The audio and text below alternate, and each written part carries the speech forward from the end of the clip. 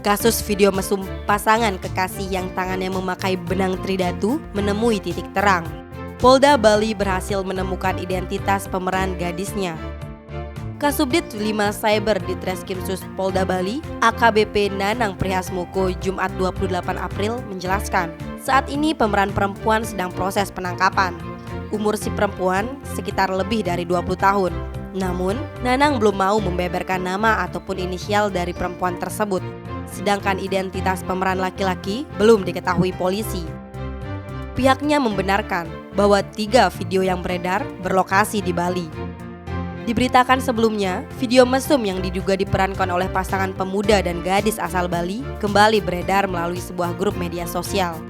Tangan sejoli tersebut mengenakan benang tridatu yang identik dengan Pulau Dewata dan melambangkan manifesti Ide Sang Hyang Widiwase.